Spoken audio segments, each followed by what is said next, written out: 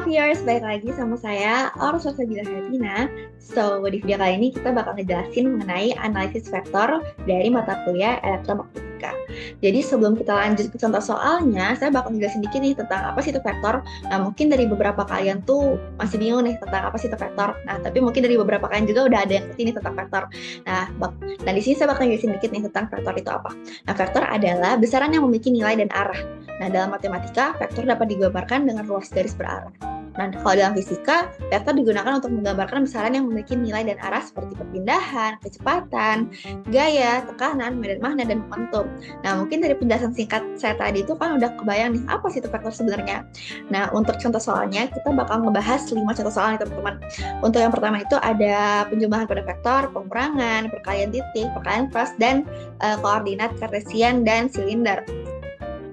Nah, untuk pertama itu kita bakal ngejelasin tentang penjumlahan pada vektor.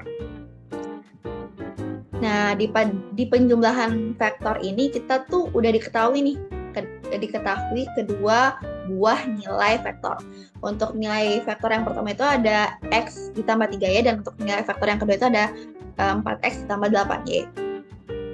Nah, ini saya kasih note dulu ya. Untuk di vektor itu tuh punya notasinya tersendiri. Misalnya kayak X sama Y atau Z gitu. Itu tuh notasi dari vektor. Ini tuh bentuknya tuh kayak X kayak gini sama Y kayak gini, itu bentuk notasinya. Nah, untuk menjumlahkan vektor, itu tuh gampang banget sebenarnya. Tinggal kalian kelompokkan notasi yang sama. Kayak gini nih. Untuk vektor P itu kan ada nilai X. Nah, untuk vektor Q itu ada nilai nilai X yang juga. Nih, kalian kelompokin aja notasi yang sama. Baru kalian jumlahin kayak gini. 1 ditambah 4 X, terus ditambah 3 ditambah 8Y. Ini kan notasinya sama, kalian tinggal jumlahin aja. Jadi hasilnya itu adalah 5X ditambah 11Y. Nah, lanjut untuk pengurangan. Pengurangan itu sama aja sih sebenarnya kayak penjumlahan, kayak nggak ada bedanya gitu. Kalian tinggal kelompokin notasi yang sama, dan kalian bakal kurangin dan tambahin notasi yang sama. Sama kayak tadi sebenarnya. Di sini kan untuk pengurangan itu nilainya dari si X itu kan 1 sama 4. Kalian jumlahin aja nih. 1 tambah 4, 5, terus ini minus 3 ditambah 8, ini nanti hasilnya jadi min 5Y. Jadi nanti hasil dari pengurangan pada vektor ini tuh hasilnya adalah 5X min 5Y.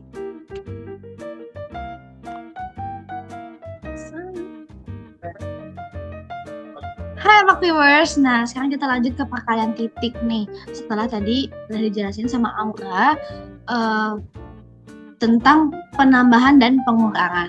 Sekarang kita masuk ke perkalian titik, di mana di perkalian titik ini kita bisa lihat ada vektor P dan vektor Q. Di mana nilai dari vektor P itu sama dengan X ditambah 3Y, dan vektor Q sama dengan 4X ditambah 8Y. Kemudian di sini kita bisa lihat bahwa vektor P dan vektor Q-nya ini dikalikan. Nah, langsung aja kita masukkan nilai dari vektor P dan vektor Q-nya teman-teman.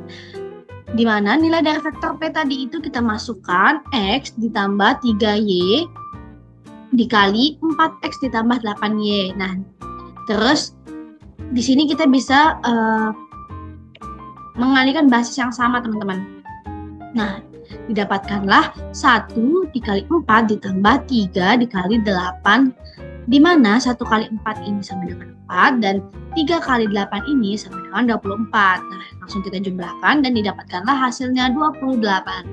Nah, selanjutnya kita masuk ke perkalian cross teman-teman. Nah, di sini kita bisa lihat lagi nih, ada vektor P dan vektor Q. Nah, kita lihat vektor P-nya ini X ditambah 3Y ditambah 8Z. Kemudian vektor Q-nya sama dengan 8X ditambah 3Y. Kemudian di sini kita bisa lihat vektor P dikali vektor Q sama dengan nih, X-nya kita lihat nih, ada X, Y, Z, di mana X ini dia plus, Y minus, dan Z-nya plus. Nah, ketika kita ingin mencari 1 atau kita ingin mencari nilai dari X, kita bisa langsung menutup bagian X-nya teman-teman. Cara gampangnya kita menutup aja bagian X-nya, kemudian setelah kita tutup didapatkan Y dan Z-nya. Nah, bisa kita lihat nilai Y dan Z-nya ini 3, 8, 3, 1. Nah, ini kita langsung taruh. Kemudian ketika kita ingin mencari nilai Y, kita tutup juga. Nah, jadi yang kita lihat atau yang kita baca adalah nilai X dan nilai Z-nya. Nah, di mana di sini nilai X dan Z-nya ini 1881. Nah, begitu juga dengan nilai Z-nya, di mana nilai nanti kita tutup Z-nya ini, kita lihat nilai X dan Y-nya. Di mana nilai X dan Y-nya ini 1383. Nah, terus kita bisa langsung jumlahkan teman-teman. Nah, pas kita jumlahkan didapatkanlah hasil seperti ini nih. 3 dikurang 24. Kenapa bisa 3 teman-teman? Karena ini 3 dikali 1 sama dengan 3 dan 8 dikali 3 sama dengan 24. Itu untuk nilai X. Nah, di sini kita taruh X-nya ya teman-teman, jangan lupa. Terus dikurang 1 dikurang 64 Y. Nah, kenapa dia bisa 1? Jadi 1 dikali 1 sama dengan 1 dan 8 dikali 8 sama dengan 64. Nah, kemudian kita taruh Y-nya, terus ditambah 3 kurang 24Z. Caranya masih sama seperti tadi. 1 dikali 3 sama dengan 3, 3 dikali 8 sama dengan 24. Kemudian didapatkanlah hasil seperti ini lagi setelah kita jumlahkan. Min 21X, kemudian 63Y ditambah min 21Z. Didapatkanlah hasilnya min 21X ditambah 23Y min 21Z. Oke teman-teman, nah dari sini kita udah bisa tahu nih gimana cara untuk perkalian cross dan perkalian titik. Jadi teman-teman bisa belajar dari video ini. Nah, segitu saja yang bisa saya sampaikan di sini. Lanjut ke perkalian selanjutnya. Anjay. Sudah, Ur?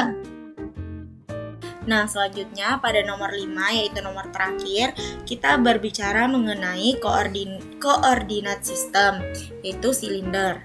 Nah, pertama-tama di sini ada gambar dari koordinat kartesian. Nah, vektor itu sendiri memiliki skala dan arah, di mana skala dan arah dapat kita misalkan ke dalam dua bidang, yaitu kartesian dan silinder.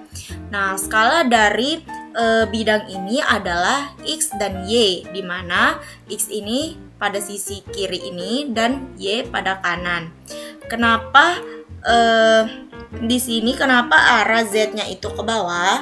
Karena nilai dari Z itu sendiri dilihat dari persamaan ini, persamaan vektor P, X plus 3Y min 8Z. Nah, di sini Z-nya itu bernilai negatif.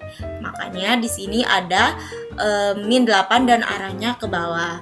Kalau dia positif, maka arahnya dia itu ke atas. Nah, bisa dilihat di sini ada persamaan vektor kartesian, di mana vektor P sama dengan X plus 3Y min 8Z.